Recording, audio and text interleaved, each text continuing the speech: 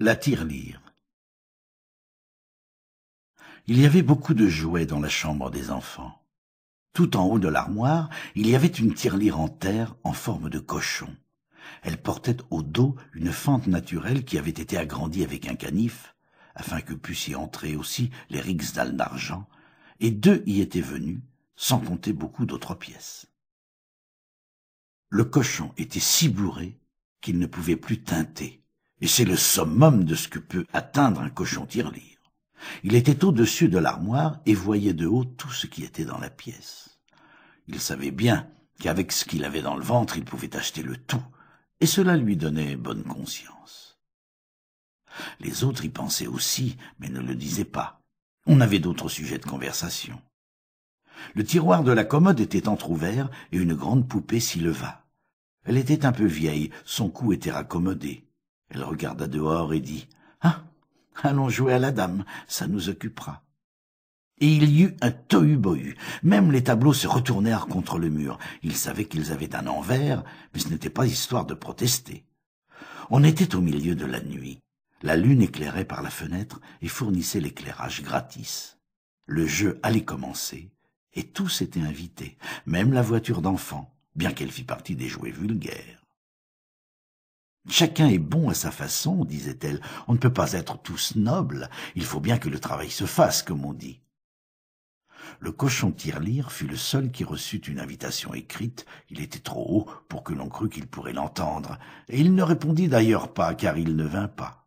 Pour prendre part au jeu, il lui fallait en jouir de chez lui. Les autres pouvaient s'arranger en conséquence, et c'est ce qu'ils firent. Le petit théâtre de marionnettes fut tout de suite dressé de façon qu'il pût le voir bien en face. On commencerait par la comédie, puis il y aurait le thé avec des exercices spirituels, et l'on commença tout de suite par ceci. Le cheval à bascule parla d'entraînement et de pur sang, la voiture d'enfant de chemin de fer et de vapeur. Toujours il s'agissait de ce qui était en rapport avec leur spécialité et dont ils pouvaient parler. La pendule parla de politique, tic-tic. Elle savait quelle heure avait sonné, mais on disait qu'elle ne marchait pas bien.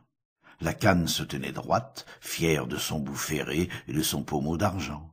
Elle était ferrée en haut et en bas. Sur le canapé, 2 coussins brodés étaient jolis et bêtes. La comédie pouvait commencer. Tous s'assirent et regardèrent, et l'on fut prié d'applaudir, de claquer ou de gronder, suivant que l'on serait satisfait. Et le fouet déclara qu'il ne claquait jamais pour les vieux, mais seulement pour ceux qui n'étaient pas mariés. « Je claque pour tout, » dit le pois fulminant. « Il faut bien être quelque part, » dit le crachoir. La pièce ne valait rien, mais fut bien jouée. Ceux qui jouaient tournaient vers les spectateurs leur côté peint. Il n'était à voir que sur une face, pas de dos. Et tous jouaient très bien, tout à fait sur le devant du théâtre. Le fil qui les tenait était trop long, mais il n'en était que plus drôle.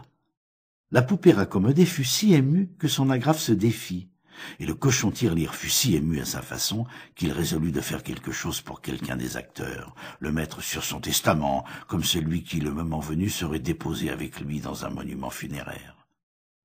Ce fut un enchantement, si bien que l'on renonça au thé pour continuer les exercices spirituels. C'est ainsi qu'on appelait le jeu à la dame. Et il n'y avait à cela aucune méchanceté, car ce n'était qu'un jeu. Et chacun pensait à soi et à ce que pensait le cochon tirelire. Et c'est le cochon qui pensait le plus loin. Il pensait à testament et à enterrement, au moment où ils auraient lieu, toujours plus tôt qu'on ne s'y attend. Poum! Voilà qu'il tombe de l'armoire.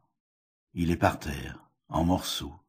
Et les pièces dansent et sautent, les plus petites grouillent, les grandes roulent, surtout le dallaire d'argent, il veut vraiment sortir dans le monde.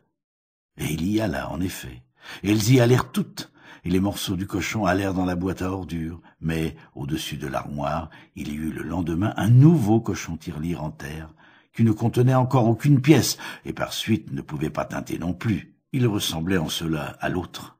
C'était toujours un commencement. Et c'est par là que nous finirons.